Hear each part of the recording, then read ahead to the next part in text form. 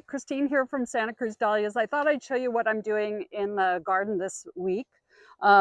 We are starting to plant our tubers. So our last frost date was April 15th. And so we want to get them into the ground now as we are getting sun. We're going to get maybe a little bit of rain, but hardly any. And so it's time. And so what we've done is these tubers have been in my house for the last, say, 3 weeks. And you can see I added a little bit of moisture to the peat moss, just like a couple tablespoons. And I've made tags for each of the tubers that are here. And you can see they're already pre-sprouting. And that is really what you want when you put your tubers in the ground, if you can. It's not necessary, but this gets it off to a little easier start. So you want to keep these roots on. These are feeder roots. They're great. If this tuber got wet, it would take the moisture in and it would start pushing energy into the sprout. Now, sometimes when you're handling these sprouts break off. Don't worry, the tuber will produce another sprout. I don't know if you can see it there. It's already pushing another sprout just in case this one goes. So dahlias will probably produce up to like 10 little sprouts for you. If you broke it off 10 times, it would still keep going and producing some new little sprouts for you. It does take them a little bit of time, so it's best if you cannot break it, but if you do, that's how it is. And then here are my tags. So I make my tags with the year that I first sprouted it. So these are all 3rd, 4th, 5th year seedlings here. So year 2022, I started my first seed. This is its sowing number. So if the dahlia seed head, the one that had all the seeds in it, that is its unique number for that cross. And then this is its super unique number. Each dahlia has its own 3rd number. So this one's 223302. So these will go into the ground, and I'll show you how I do that. So now we're out in the dahlia field. I have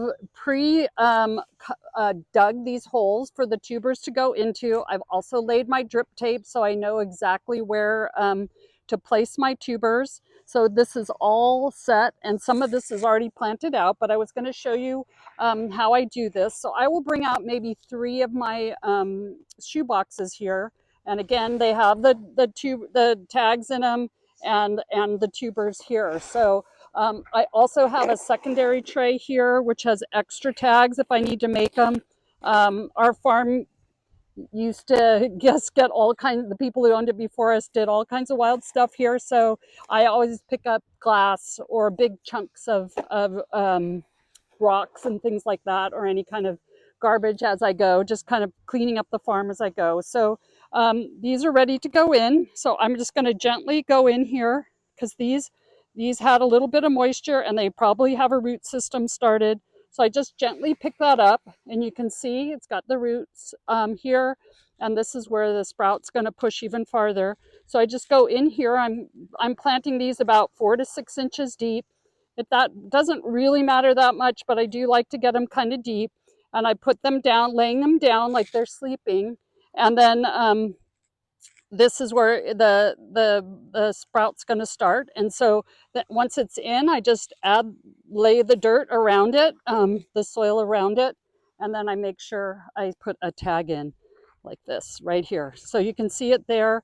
I will be sprinkling Sluggo Plus around this in case I get slugs and snails and earwigs that would like to eat that new tasty sprout. So this is how I do it. I just pull these behind me as I go.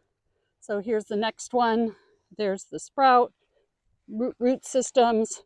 Just make sure that this hole is perfect. Lay it down, throw the dirt over it or the soil over it like that. Place my tag, and I just keep working down the line like this. In it goes. There goes the soil, and here's the little sprout. So you want to have your tag kind of near the sprout so you know exactly where it is. And I'm just working down like this.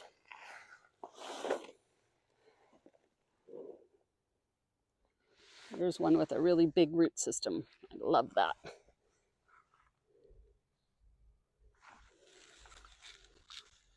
So if you want to, one of the little tricks too, if you want to leave this little sprout showing, you can do that. And then what I'll do in about a week, I'll come in and pull more soil up against it. There's lots of different ways to start dahlia tubers, and they all work really, really well. One of the other things that we're doing this week is we're mulching our patch here. So this whole patch has been planted out, and these were tubers. And so they were in the ground and they're just coming up. And the reason that we mulch when we use rice straw is that it keeps the soil cool, because dahlias kind of like their roots to be cool. It helps keep down the weeds. It adds organic matter to the soil. And what else? There's some water, less oh yeah, less evaporation, more water. So we've got that going. And then we use rice straw, because here in California, up in the Sacramento area, about 2 hours north of us, is a big rice growing area. And we get rice straw, I think it's $18 a bale. And we can do this whole area in 3 bales. So we cover it. It saves a lot in water. I like working on it. I like kneeling on it.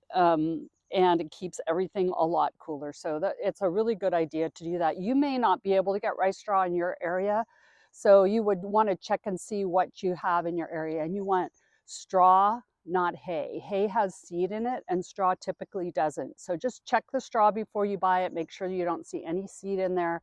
Only once in the many, many years, like 15 years I've been doing that, did I get some seed in it, but it's good to check that. And then if you're not sure what people use in your area, I would just check with your local nursery and see if they know. If not, you can also use another kind of mulch. So that's another place to check your local nursery. So also this week we're going through this patch because the plants are growing up pretty well.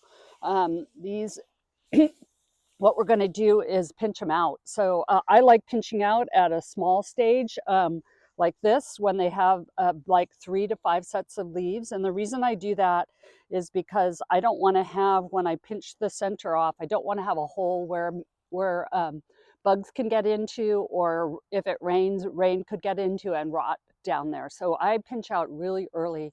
So I'm going to show you how I do this. So I would just count my sets of leaves. So 1 set, 2 set, 3 set, 4 sets. And then I go right into here, right to the very center, and I just hold on to it and pop it over like this, and it pops off. And that's what you get. And that you can discard that. So I'm going to show you again how I do that. So I've got 1 set, 2 set, 3 set. So you can do it at 3 sets, 4 sets, 5 sets. Doesn't really matter. I just like doing it early. With the smaller varieties like the palms and the mini balls and things like that, you might want to go at 5. And then the larger varieties like the dinner plate, you may want to go at 3. So again, you just grab the center here, you pull it over. I don't like to pinch it. I just pull it over like that, and doing it first thing in the morning is really good, because the plants are a little more hydrated, and it just snaps off just easily like that. So this is the last one. This one's gotten a little bit bigger, so you can see here and I don't count if there's caught leaves. I don't count, but this has got 1 set, 2 set, 3 set. And then if you want to, you can pull this apart like this. And see, you've got the center push right here. So you just grab onto that and then just push it over like that, and it snaps right off. So also another time that I like to do this, these are tubers, so I can't do that. But if you have cuttings, you can pinch out cuttings before you even put them in the ground. So that's what I typically do. Drop that one, but it's okay. Is I would count, what you see on here is the Sluggo Plus that I have on it. So I have 1 set, 2 set, 3 set, 4 set, 5 set. So I probably want this one. I can do 5 set on this one because this is a palm. So 5 sets of leaves would be good. Again, just grab that center section and pull it over like that. So then now this is ready to plant. There won't be anything else you have to do during planting time for this. And that's perfect. Have a good day, everyone.